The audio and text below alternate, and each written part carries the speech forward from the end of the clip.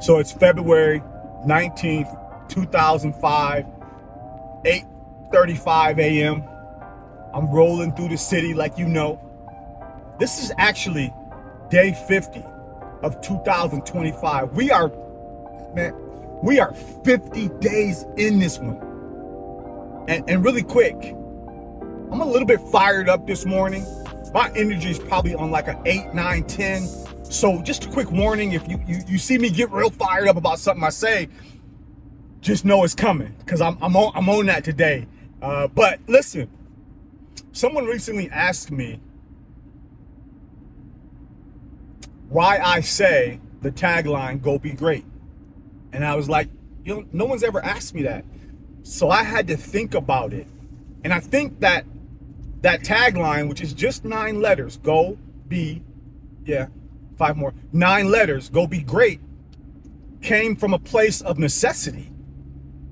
And I don't think people realize how much necessity has to play in part to who we become. And so go be great was a message that I was telling myself on a daily basis of what I wanted out of my life. Is I wanted to tap into all of the greatness that was within me. Now, I tell people, especially young people all the time, hey, yo, you have greatness in you. And a lot of the kids that I've worked with look at me like, yo, what are you talking about? And I have to explain to them, yo, you were born with greatness. It's literally in your DNA. And when I have more of an opportunity to share with people, I want to have a place that comes from a credible source, not just me. You know what I'm saying? I'm just a filthy rag, but I do want to have a credible source, like, for instance, like a book like this, like a book like this. And so I don't know anybody who doesn't want to be great, but I think sometimes we don't have the tools. And number 2, and more importantly, we don't know who we are.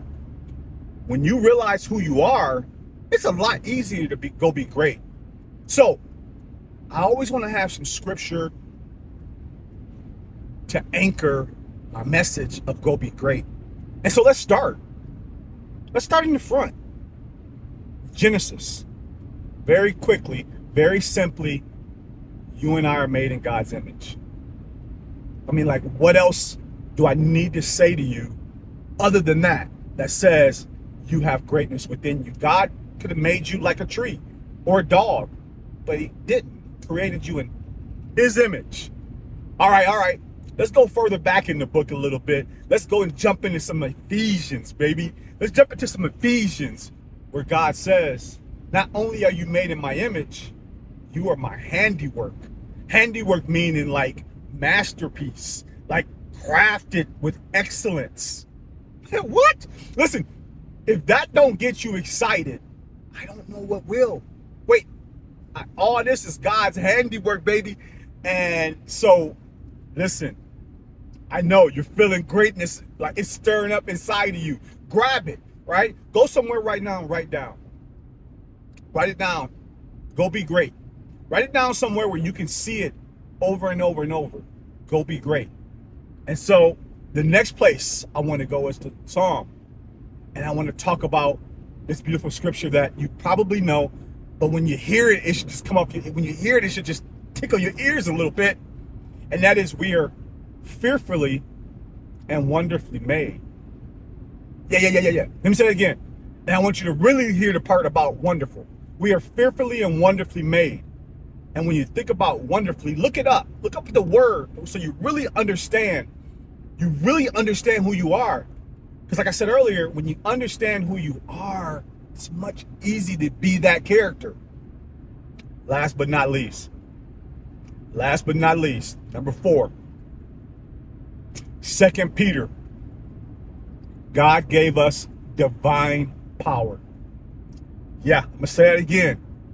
You're walking around with divine power flowing through your blood. It is who you are. It's been there. It's always there, even when you don't feel like it. And when you don't feel like you have divine power, that should make a light bulb go off to say, hey, what's going on with me? Am I spending enough time in God's presence? Am I around other people who bring out the best in me? Am I locked into habits that allow that power to flow? If you're still with me, I appreciate you. I want you to know that no matter how you look at it, you're not broken. You may have some chapters that have been rough, but you're not broken. You're still able to tap into everything that I just shared, and you can still go be great regardless of what your last chapters looked like. You can pick up the ball and run with it now. So, as I always say, my name is Cornelius, and I help people get out of their own way, including me. Go be great.